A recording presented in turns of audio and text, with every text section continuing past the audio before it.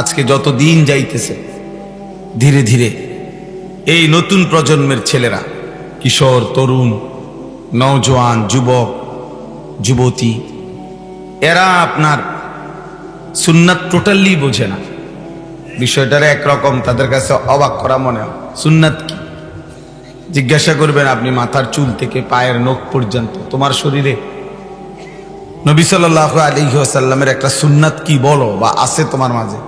হে চিনিও না, জানেও না, জানেই না।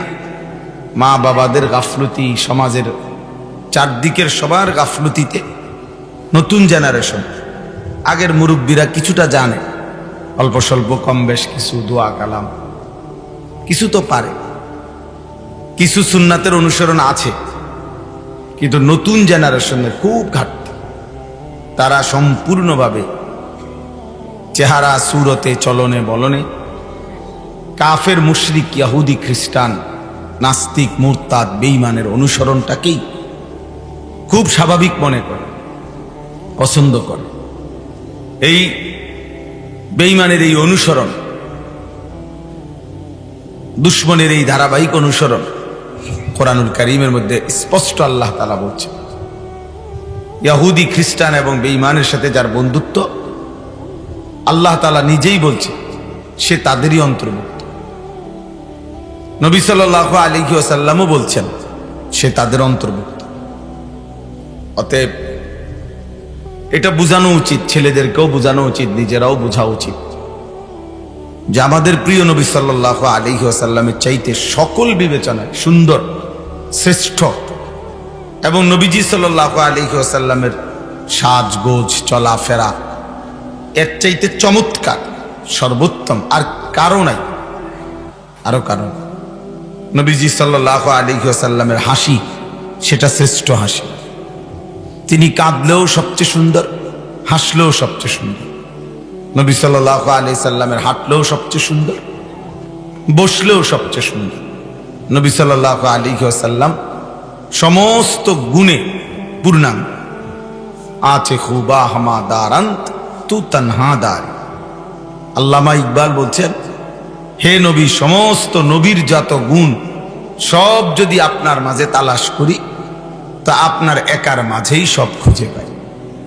তু তানহাদার, আপনি একাই সব। সব নবীর সব গুণ, সব আম্বিয়াদের সব বৈশিষ্ট্য আপনার একার মাঝেই আছে।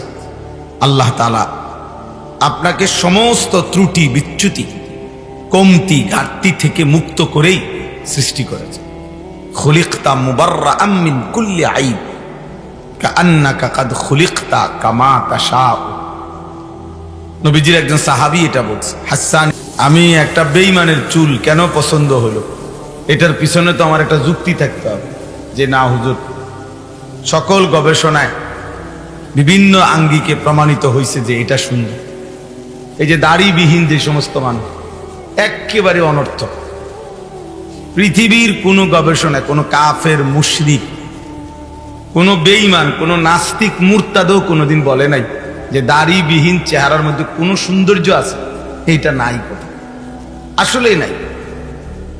কোনো কাফেরও বলে নাই যে এটা একটা পরীক্ষা নিরীক্ষা হয়েছে বা একটা অডিট হয়েছে অথবা একটা গবেষণা হয়েছে যে পৃথিবীতে 1000 মানুষের উপরে পরীক্ষা নিরীক্ষা করছে বা 10,000 মানুষের উপরে পরীক্ষা নিরীক্ষা করে দেখছে যে মানুষের কাছে সৌন্দর্য লাগে কোনটা। এমন কিচ্ছু নেই, একেবারে ফালতু কাজ। মানে ফালতুরও তো একটা সীমা আছে, এটা একদমই ফালতু কাজ। কোনো ন্যূনতম দাড়ি কাটার উপরে কোনো যুক্তি নাই। এত একটা বন খাইলে বালা ভিজাইয়া একটা যুক্তি আছে যে একটা বন খাইছি ফ্যাট বসছে, মানে একেবারে এক ন্যূনতম 0% কোনো এর উপরে কোনো যুক্তি নেই। একটা যুক্তি তো থাকবে যে আমি এই কারণে কাটছি, এই কারণে। যদি কোনো কারণ না বলে না আমার বউয়ের মহিলাদের কাছে দাড়িবিহীন মানুষ সুন্দর লাগে, তো তা আমরা বেডি তো যাই গিয়ে ওর কথা বলেন না কেন? আমরা যারা দাড়িওয়ালা মানুষ, তা আমাগো বাড়ির বেডিত নাই, তো হেরা দুঃখ বাগলো না, হেরা তো কিচ্ছু হলো না। তাইলে একেবারেই একটা ভুল মানসিকতা। কেন যে দাড়ি কাটে, আমি কিছু বুঝি না। আমি অনেক চিন্তা করে দেখছি, একটা সামান্য যুক্তি থাকবে, কোনো যুক্তি, অথচ রাগ হবেন না, রাগ হইলেও সমস্যা নাই, আপনি রাগ লইয়া আপনি বইয়া তাই অসুবিধা কি। কিন্তু বাস্তবতা হলো দাড়ি নিয়মিত কাটা এটা অসুস্থ মানসিকতার পরিচয়। হ্যাঁ, হাদিসের মধ্যে আছে রাসূলুল্লাহ সাল্লাল্লাহু আলাইহি ওয়াসাল্লাম বলছেন 10টি জিনিস মানুষের সুস্থতা, ফিতরাত, মানুষের স্বভাবজাত অভ্যাস, মানে মানুষ এটা স্বাভাবিকভাবেই করতে হবে, এটা মানুষের একটা সত্তাগত স্বাভাবিকতা। 10টি জিনিস আশারুম মিনাল ফিতরা। এর মধ্যে একটা হলো যেমন নখ কাটা, এই নখ নিয়মিত বড় হলেই কাটা, এটা মানুষের একটা সুস্থ স্বাভাবিক রুচি, সুস্থ রুচি। এটা যে নখ বড় রাখে অসুস্থ, এ মানসিকভাবে অসুস্থ। নাক সাফ করা, এটা একটা সুস্থ স্বাভাবিক রুচির পরিচয়। নাকে ময়লা, নাক অপরিষ্কার নাকের ভিতরে, এটা একেবারে অসুস্থ মানসিকতা। হ্যাঁ, বগলের পশম উপড়ানো সুস্থ মানসিকতা, এটা যে উপড়ায় না তো সে অসুস্থ। নাভির নিচের পশম কাটা, এটা একটা সুস্থ মানসিকতা সৃষ্টিগতভাবে। এটা না কাটা অসুস্থ। মোষ ছোট করা, এটা সুস্থ মানসিকতা। মোষ লম্বা করা, এই লোক অসুস্থ, প্রতিবন্ধী, মানসিক সমস্যা, তার ব্রেনের সমস্যা। ঠিক তেমনি ভাবে দাড়ি লম্বা করা সুস্থ মানসিকতা, ফিতরাত। রাসূলুল্লাহ সাল্লাল্লাহু আলাইহি সাল্লাম বলছেন এই জন্য দাড়ি নিয়মিত কাটা এই অসুস্থ, বিকৃত মানসিকতা এটা। আপনি নাই তো কোনো যুক্তি থাকলে ভিন্ন আপনি দেখায়েন, আমি আসবো শুনতে, কোনো অসুবিধা নাই। আপনি যদি বেলে এর চাইতে লেটেস্ট আপনার কাছে কোনো যুক্তি থাকে তাহলে আপনি বললে আমি শুনতে রাজি আছি, আবার আসবো, অসুবিধা কি শুনবার জন্য। এই জন্য এক হইল শুনলাম না কথা হুজুরদের, ঠিক আছে, সেটা ভিন্ন বিষয়, কিন্তু বাস্তবতাকে অস্বীকার করার সুযোগ নেই। যেমন এখন অন্ধকার, আপনি গাছ জোরে এটা আলো পেলে হইতাম, ঠিক না কথা না? এখন অন্ধকার কিনা, এখন রাত কিনা, তা আপনি বলবেন না আমার 3 ফুট বিদেশ, আমি কইছি এখন দিন। আপনি নিজেও বিদেশে যান, অসুবিধা কি? রাত তো রাত, যেটা আলো এটা আলোই, যেটা অন্ধকার এটা। এই জন্য আল্লাহ নবী সাল্লাল্লাহু আলাইহি ওয়াসাল্লাম এটা বলছেন, সুস্থতা এটা। এই জন্য সুন্নাতের অনুসরণ, আমি হুজুরের ওই এক কথার কারণে বললাম, সুন্নাতের অনুসরণ বহুতই জরুরি বাপ, এটা জীবনের একটা স্বাভাবিকতা। একজন মুসলমান হিসাবে আমাদের জন্য আল্লাহ নবী সাল্লাল্লাহু আলাইহি ওয়াসাল্লামকে আল্লাহ তাআলা বলছেন যে লাকাদ মান্নাল্লাহু আলাল মুমিনিন, মুমিনদের উপরে আমি আল্লাহর সবচেয়ে বড় দয়া অনুগ্রহ যে ইয বাআসা ফীহিম রাসূলাম মিন আনফুসিহিম, আমি তাদের মাঝে আমার রাসূলকে পাঠিয়েছি। এটা হলো মুমিনদের জন্য আমি আল্লাহ তাআলার স্পেশাল দয়া। কেন পাঠিয়েছি? তিনি তাদেরকে আমার পছন্দ মতো, মর্জি মতো জীবন সাজায় দিবেন, গড়ে দিবেন, হাসি কান্না আনন্দ বেদনা, হাঁটা চলা, জীবনের সব কিছু, আচরণ উচ্চারণ লেনদেন, ঘর সংসার, একাকী প্রকাশ্য, রাত দিন, বাজার ব্যবসা, দেশ জাতি রাষ্ট্র রাজনীতি, সকল কিছুতে তিনি সাজিয়ে দিবেন, তালিম দিবেন, শিখায় দিবেন। এই জিম্মাদারি দিয়েই আমি আমার রাসূলকে পৃথিবীতে বিশেষ করে মুমিনদের জন্য পাঠিয়েছি, দিয়েছি। তাইলে আল্লাহ তাআলা আমাদের জন্যই নবীজিকে দিয়েছে, আমাদেরকে জিন্দেগি সাজায় দেওয়ার জন্য। আমি চুল আঁচড়াবো কেন, কেমনে, তিনি বলে দিছেন। আমি পেশাব করে কি করতে হবে, পায়খানার পরে কি করতে হবে, ঘুম যাইবার আগে কি করতে হবে, ঘুম থেকে উঠে কি করতে হবে, এত নিখুঁত বর্ণনা, এতটা নিখুঁত বর্ণনা। 1 গ্লাস পানি নবী সাল্লাল্লাহু আলাইহি সাল্লাম 3 ঢোকে খাইতেন, 3 নিঃশ্বাসে। নবীজি কখনো গ্লাসে পাত্রে নিঃশ্বাস ফেলতেন না, বাইরে ফেলতেন। তাহলে যিনি নিঃশ্বাসটা পর্যন্ত ঠিক করে দিয়েছেন, পৃথিবীতে আর কোনো মহামানব এমন নাই যার প্রতিটা নড়াচড়া তার অনুসারীদের জন্য অনুসরণীয়, এমন কেউ নাই। কেউ রাজনৈতিক ব্যক্তিত্ব, কেউ সমাজ সেবক, কারো একটা গুণ বা দুইটা গুণ একটু পরিচিত হয়েছে, উনি খুব ভালো ডাক্তার, উনি খুব বড় ইঞ্জিনিয়ার, উনি খুব বড় বুদ্ধিজীবী, ইত্যাদি ইত্যাদি। কিন্তু জীবনের প্রতিটি নড়াচড়া অনুসরণীয় তিনি কেবলই একজন, তিনি মুহাম্মাদুর রাসূলুল্লাহ সাল্লাল্লাহু আলাইহি ওয়াসাল্লাম। তার হাসি, তার কান্না সব অনুসরণীয়, সব এবং সমস্ত পরীক্ষায়, বিশ্লেষণে, বিচার বিবেচনায় শ্রেষ্ঠ নবী সাল্লাল্লাহু আলাইহি সাল্লামের নড়াচড়া সবকিছু শ্রেষ্ঠ। এজন্য প্রিয় ভাই, সবাইকে বলি, এ ছেলেরা তোমাদেরকেও বলি, যাদের চুল কাফের মুশরিকের মতো, তুমি বিকৃত মানসিকতার, তুমি অসুস্থ, তুমি ভালো ডাক্তাররা জিজ্ঞাসা করে দেখো তুমি প্রতিবন্ধী কিনা। কারণ তোমার সাথে তোমার আত্মপরিচয় যে চিনে না, এটা হাসির বিষয়।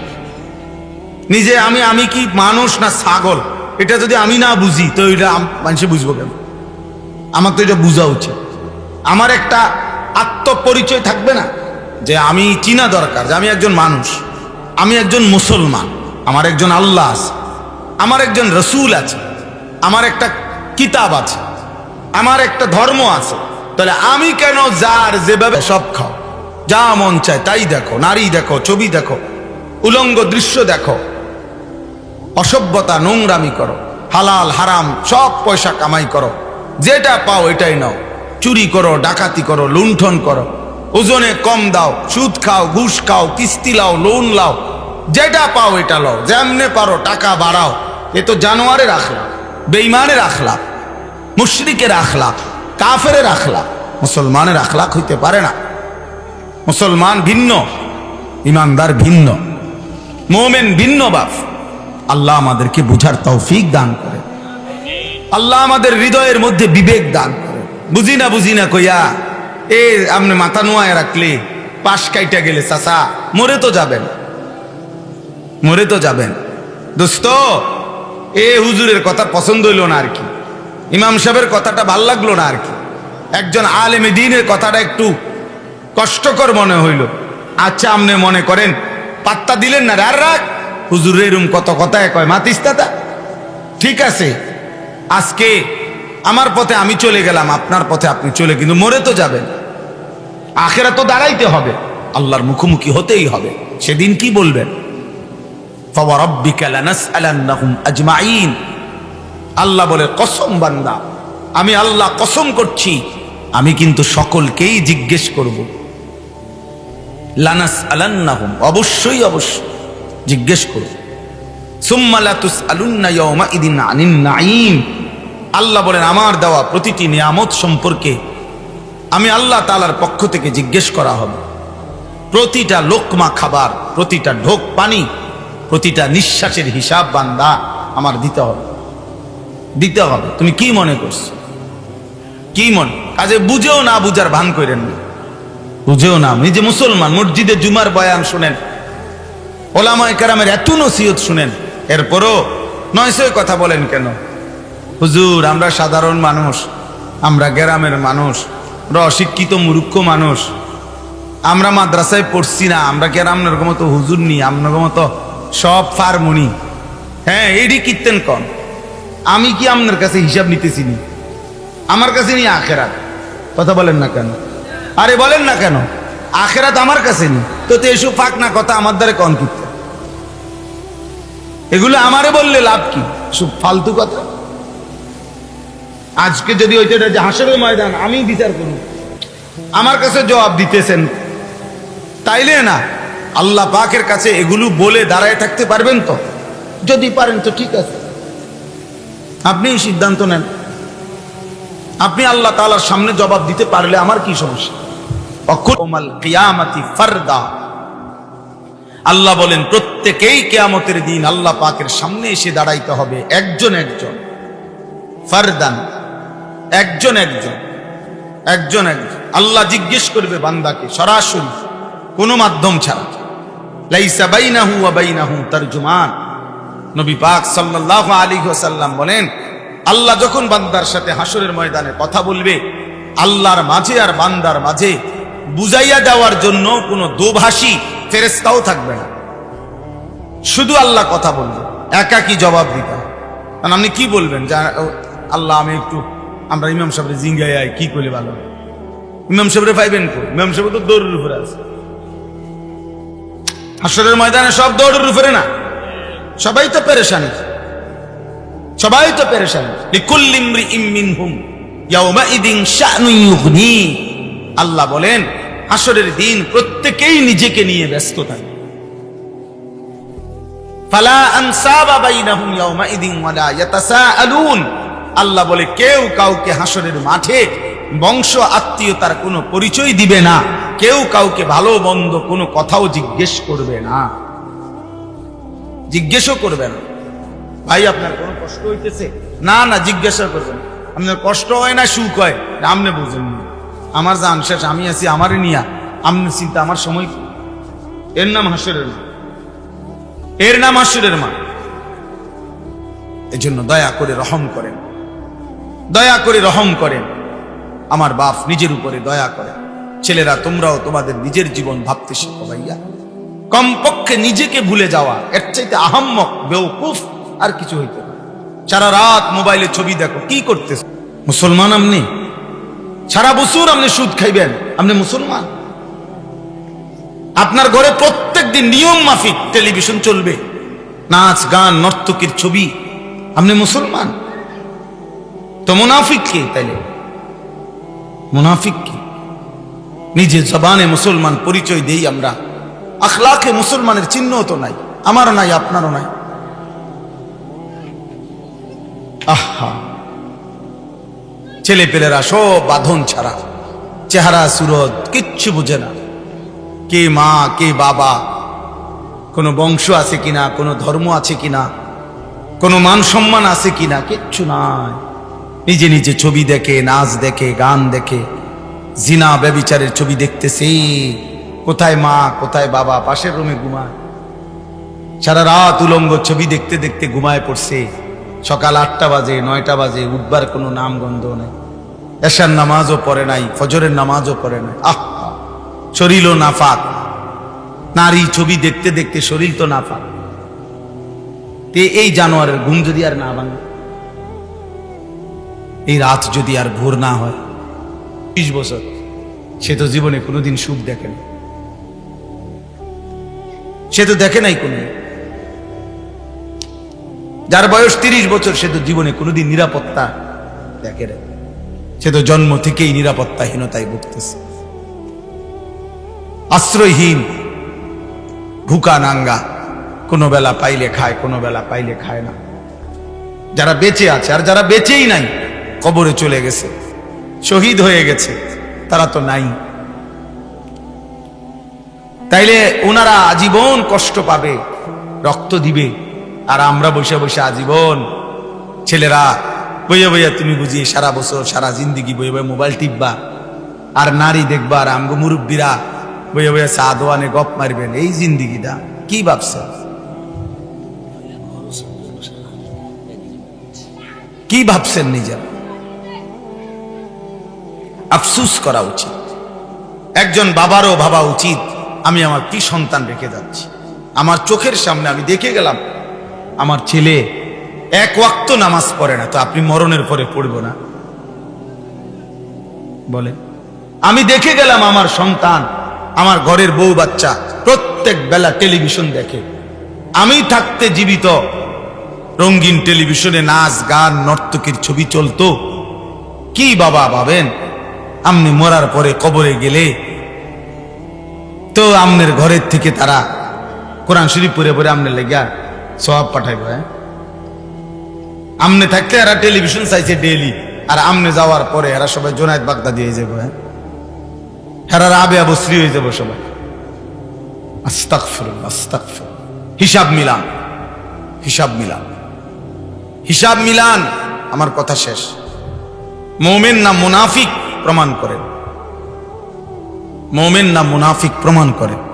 দ্বিমুখী ব্যক্তিকে মুনাফিক বলে, যার জবানে একরকম দিলে ভিন্ন, যার কর্মে ভিন্ন। এটা মুনাফিক। জবানে তো বলে আমি মুসলমান, কিন্তু আমলের ক্ষেত্রে ঘাটতি, এটা মুনাফিক। কোরআনে আল্লাহ বলছে ওয়ালা ইয়াতুনাস সালাতা ইল্লা ওয়া হুম কুসালা ওয়ালা ইউনফিকুনা ইল্লা ওয়া হুম কারিহুন। আল্লাহ বলছে মুনাফিকরা এমন যারা নামাজ তো পড়ে না, আর যাও পড়ে তা অলস ভাবে, অলস কুসালা। যারা নামাজ পড়তে অলসতা করে, খোদার কসম আল্লাহ কোরআনে বলছে ওরা মুনাফিক। যারা দান করতে অপছন্দ করে, মন চায় না, ওয়ালা ইউনফিকুনা ইল্লা ওয়া হুম কারিহুন, একান্ত বাধ্য না হইলে, নিরুপায় না হইলে, বেশি শর্মে না পড়লে যারা দান করে না, আল্লাহর কসম আল্লাহ বলে ওরা মুনাফিক। তো কর্মের ঘাটতি, আমলের কমতি, এটা মুনাফিকের চিহ্ন। আল্লাহ কোরআনে বলছেন ওয়াইযা কামু ইলাস সালাতি কামু কুসালা। আল্লাহ বলছে মুনাফিক কারা? তারা যারা নামাজ আদায় করে অলস ভাবে। ইউরাউনান নাসা, যারা যাও সামান্য কিছু আমল করে তা লোক দেখানো। ওয়ালা ইয়াযকুরুনাল্লাহা ইল্লা কালিলা, যারা আল্লাহকে ডাকে একদমই সামান্য, অল্প অল্প। 4 রাকাত নামাজ পড়ে মিশিনে মিশিনে, জাফানি মিশিনে, 1 থেকে 1.5 মিনিটে।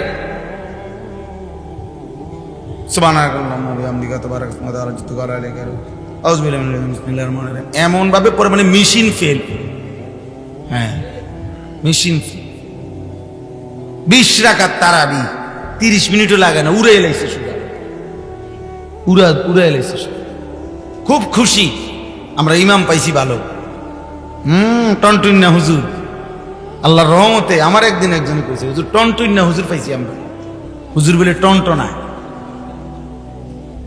কেমনে বুঝছেন টনটনায়? কয় যে হুজুর 20 রাকাত তারাবি, আরো এশা, বিতির, এই সব ডি পরে কিন্তু 13 পাইছি, পাই না।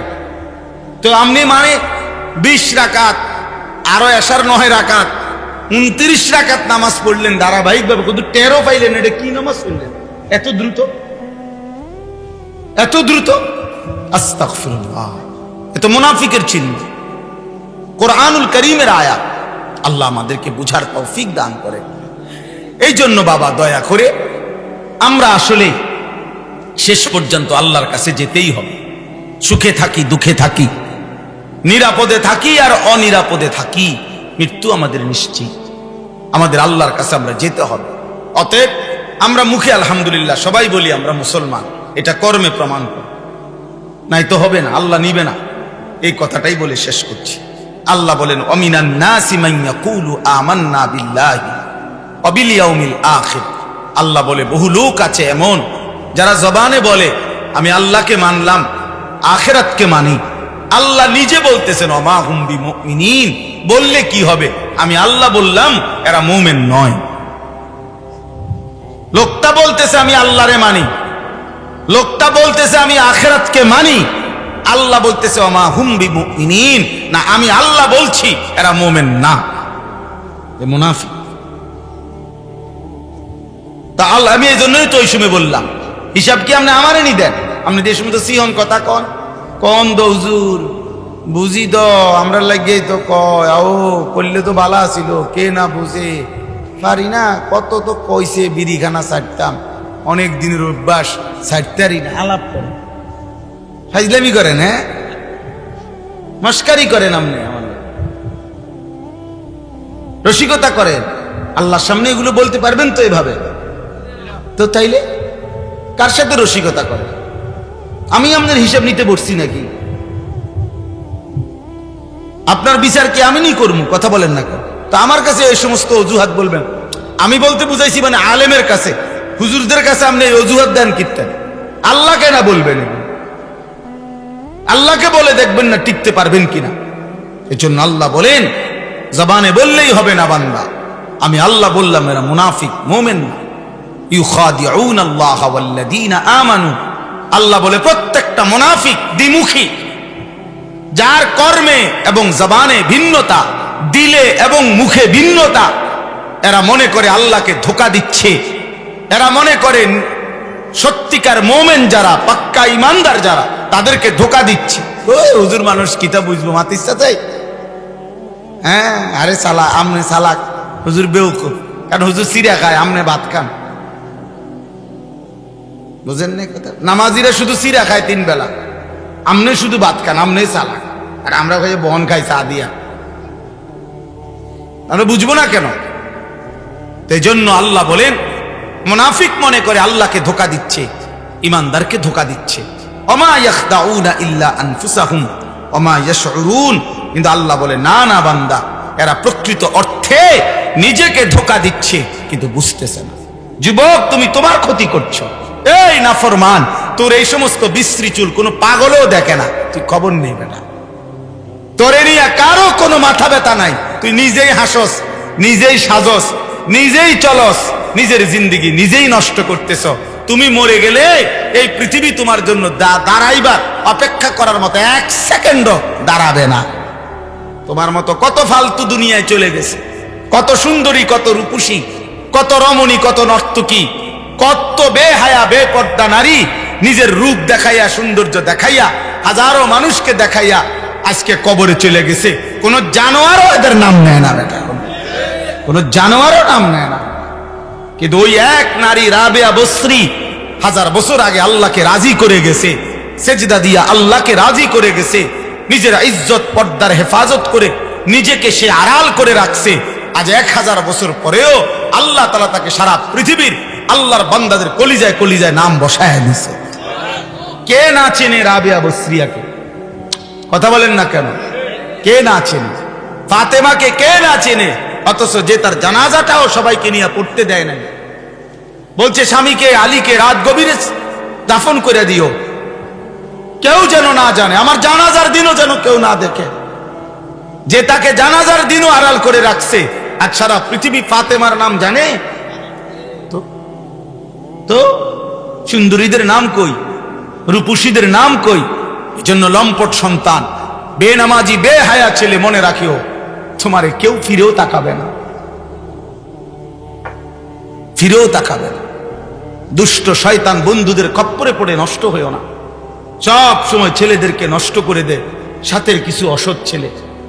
অনেক সময় অনেক ছেলে একটু আগাইতে চায়, ভালো হইতে চায়, কিন্তু এমন কিছু দুষ্টের খপ্পরে পড়ে, চরিত্রহীন, এগুলো হাসি দিয়া, ধাক্কা দিয়া, মস্কারি করে, দুষ্টামি করে নষ্ট করে দেয়, নষ্ট করে।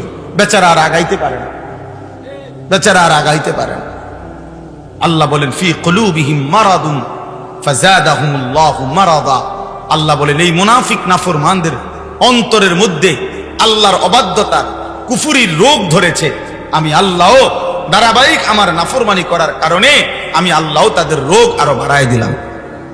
যা, ঠিক আছে, করতে থাক নাফরমানি, আরো নাফরমানি করতে থাক। ওয়ালাহুম আযাবুন আলীমুম বিমা কানু ইয়াকদিবুন। এই সমস্ত মিথ্যা নাফরমানি আচরণের কারণে আমি আল্লাহ তাআলা চিরেই তাদের জন্য রেখে দিয়েছি অত্যন্ত মর্মান্তিক আযাব, জাহান্নাম। আল্লাহ আমাদেরকে মাফ করে দেন। এজন্য প্রিয় ভাই আমার, বাপ আমার, বন্ধু আমার, নিজের হালাত সুন্দর করেন, আখলাক সুন্দর করেন, ঈমান সুন্দর করেন, নামাজ পড়েন। যুবক ভাই, ছেলেরা, কিশোর, নিজেকে ভালো করো ভাইয়া, নষ্ট হইও না, চরিত্রহীন হইও না, নিজের বরবাদি নিজে করো না বাবা।